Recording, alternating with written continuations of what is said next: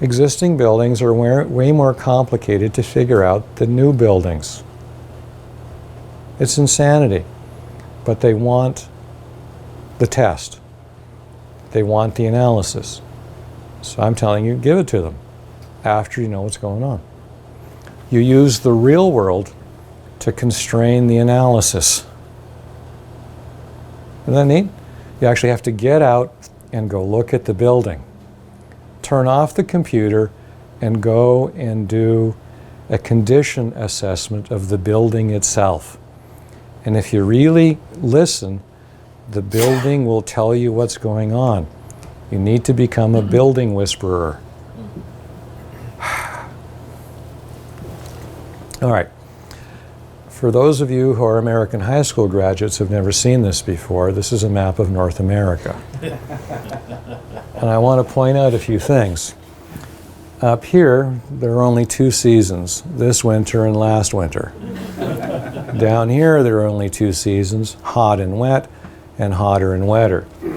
It's easy to figure out that the stuff is moving from the inside out up here, and down here it's moving from the outside in. The middle is more complicated because we've got stuff going in both directions. Everybody with me on this? That's just a simple outcome of the second law of thermodynamics applied to geography. All right? Now, can we have a wall or a roof or a foundation that is built the same way that works everywhere in the country? The answer is yeah, but it might be more expensive than it's necessary. That wall that works everywhere is called the perfect wall because it's freaking perfect.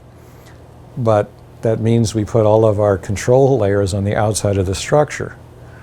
Well, you can't do that in an existing building that might have historic significance, right? So the perfect wall is easy. It's easy to be perfect with a clean sheet of paper. You're never going to be perfect with an existing building if you want to preserve the aesthetic beauty of the building, right? And where you are is going to matter greatly in terms of how you do the historic stuff and the renovation and retrofit stuff, right? So this map is important. This map comes from me. It's my big contribution to the profession. Would you like to know where I got it? Gee, Joe, where'd you get it? I stole it. I stole it from a dead Russian. You know, basically, this is basically the Köppen climate. I figured out that basically the plant kingdom is a better judge of temperature, relative humidity, rainfall than architects and engineers.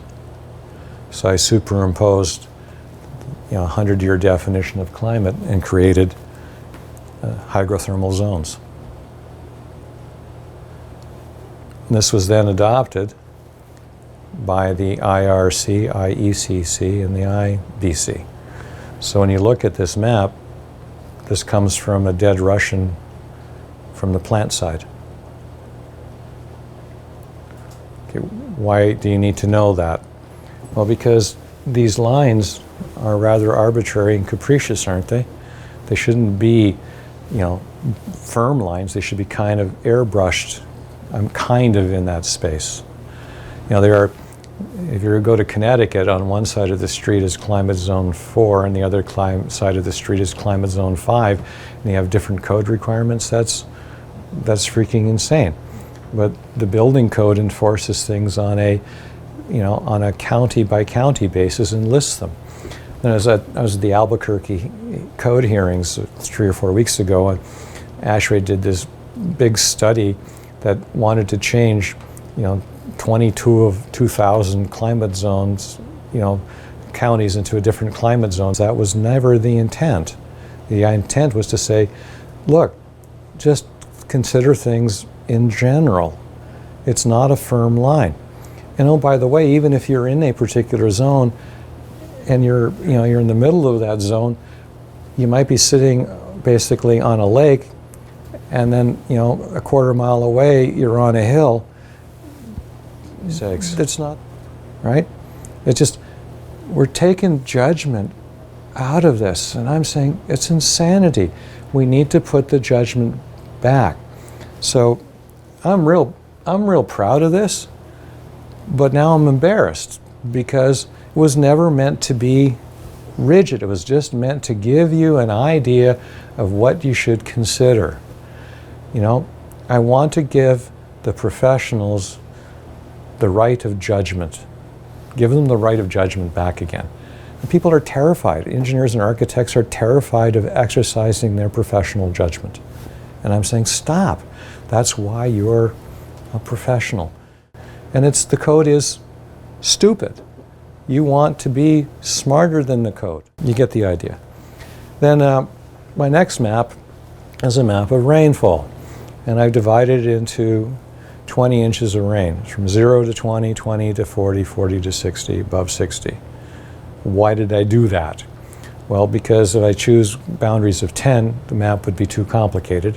If I chose 30 inches, it would be too simple. So I did 20 and it seemed to look pretty good. All right, so Las Vegas, Nevada gets 4 inches of rain a year. Biloxi, Mississippi gets 4 inches of rain an hour. Las Vegas is hot, dry. Biloxi is hot, humid. So what's common to Biloxi and Vegas?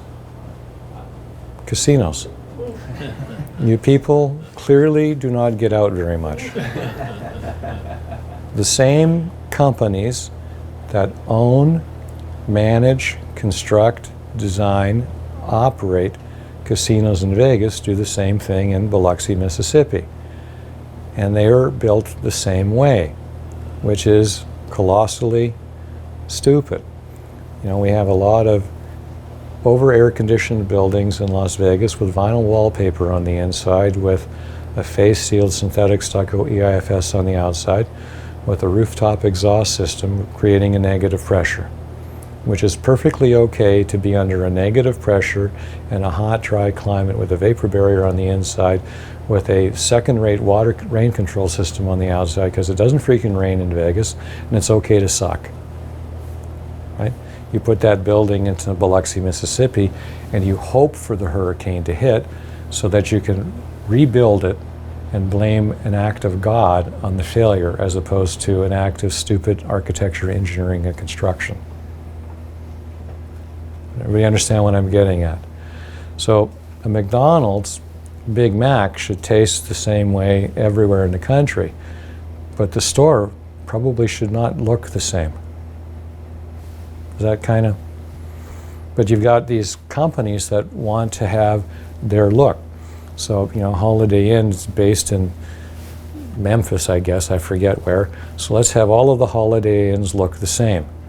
Well, that kind of doesn't make sense unless you make them all over-designed where you don't need to have them over-designed. Do you understand what I'm getting at? Now, this is not a new thought. This was figured out by a dead guy, Vitruvius, in books of architecture over 2,000 years ago. And, you know, duh. The good news is that on existing buildings, the old architects and the old construction actually made sense. The bad news is in new construction, the youngsters haven't figured it out, which is kind of great because we get to fix stuff. And the problem is that when you take an old building and you improve it, if you improve it the wrong way, you don't actually improve it. You make it worse. Is that kind of? All right. And there's going to be the odd building that you're not going to be able to do very much to at all. You might need to walk away or do a much limited intervention because the materials science, the physics, the environmental loads, the internal loads won't allow you to do it. Right? All right. Buildings don't get wet uniformly. Right? There's a building in the rain. And one side of the building might get wetter than another side of the building. We would call that side the weather side. We call it the weather side because it sees the weather. Now, how do you know if a building has the weather side? Well, if it's been up 100 years, you've had a 100-year exposure experiment going. You should probably go to the building and have a look at it. So the weather side is more important than the non-weather side, and where the building touches the sky is more important than where the building touches the ground. The stuff that's happening in the middle isn't such a big deal, except when we put in windows, and then they leak. So we call that mustaching, right? Because they leak at corners. So if you're going to do a condition assessment of the building, I would look at the very top of it, I would look at the very bottom of it, and I would look at the punched openings. Look at the top, where it touches the ground, and the punched openings, right? Well, why? Well, because that's the way it works, right? If I wanted to demonstrate that there were no freaking problems, even if there were, I'd look at places where I deliberately not find a problem. Yeah, there are people that are hired to demonstrate that there isn't a problem when there in fact is. I know you'll be shocked at this. And then there are people that are going to be paid to deliberately look for a problem and find one and it's really not an important problem. Well, so what if it got wet? Is it rusting or rotting and falling apart? You know, wet happens. Get a grip. What you're going to have to apply is the judgment piece.